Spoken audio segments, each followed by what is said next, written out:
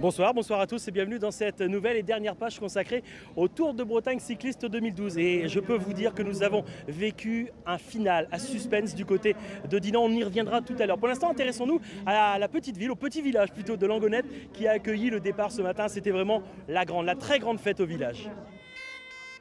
Le Tour de Bretagne, c'est aussi le Tour des Clochers, illustration avec cette dernière étape au départ de Langonette, moins de 2000 habitants, et son illustre bar des sports. Un café? Marie, tu veux un café aussi? Denise, tu veux un café?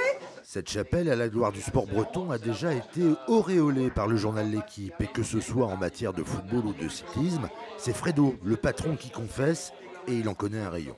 On parle du sport du matin au soir, c'est le sport toute la journée, toute l'année.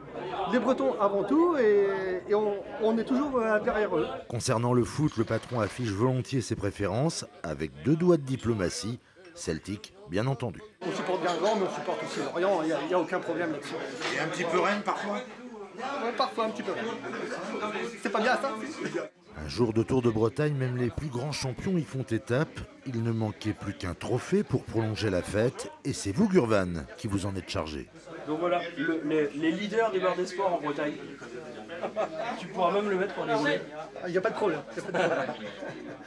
Voilà, on a donc ce matin décerné un maillot de leader à Langonette, mais le problème c'est que le maillot officiel, il ne restera pas en Bretagne.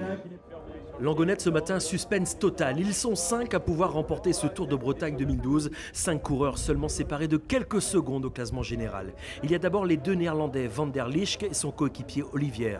Le Norvégien Vegard Bryn. Le Sud-Africain Jans van Rensburg, attention à lui. Et bien entendu le leader, le Breton Eric Berthoud. Voilà les acteurs principaux de ce terrible suspense.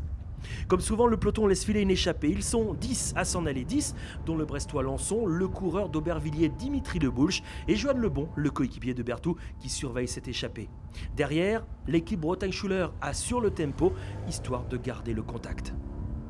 Comme d'habitude, le circuit de Dinan fait office de juge de paix. L'échappée explose rapidement et un seul coureur prend la tête, très en vue depuis le début du tour. Le Bulch maintient l'écart et s'envole vers la victoire d'étape devant une foule énorme. Derrière dans le peloton, regardez, les leaders se surveillent. C'est parti pour un dernier tour très tendu. Succès d'étape donc pour le Bulch, mais juste derrière, c'est la victoire sur le Tour de Bretagne 2012 qui se joue. Le peloton, ou du moins ce qu'il en reste, est en vue. Coup de théâtre, le second du classement général. Van Rensburg, le Sud-Africain, s'est détaché dans la dernière bosse. Il a distancé Berthoud et lui reprend bientôt 8 secondes. C'est le début du grand suspense. Pendant de longues minutes, Eric Berthoud ne sait même pas s'il a gagné le Tour de Bretagne. Le verdict tombe. Après une semaine de course, le Brestois et le Sud-Africain sont ex-aequo. Exactement le même temps. On fouille dans les règlements pour les départager. Au point, c'est Van Rensburg qui l'emporte. Berthoud est deuxième. Et bien voilà, autant vous dire que les supporters bretons sont un petit peu déçus, mais c'est tout de même un beau champion sud-africain qui remporte donc ce Tour de Bretagne 2012. L'année prochaine, rendez-vous à la même époque, fin avril, et nous partirons du Pays de Ré pour en finir dans le Finistère à Quimperlé.